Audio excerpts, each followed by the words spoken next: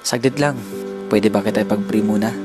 Panginoon, maraming salamat po sa mga oras na ito. Lord God, hindi po aksidente muli na siya po ay nandito, Panginoon. Bigla niya napanood ang video na to.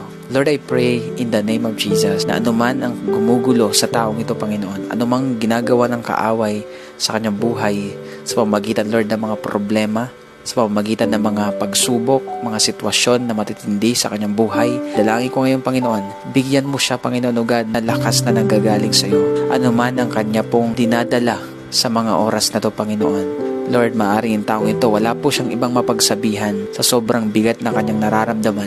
Maaaring ang taong ito ngayon, Panginoon, hindi po niya alam kung saan siya lalapit at kung ano po ang kanyang gagawin. Napatanong na siguro ang taong ito, Panginoon, na may Diyos kaya na nagmamahal sa akin?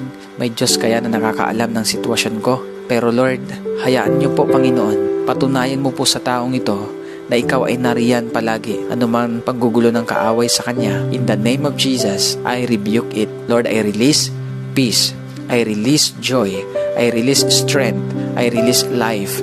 I release restoration in the mighty name of Jesus. Salamat po, Panginoon. In Jesus' name, amen and amen.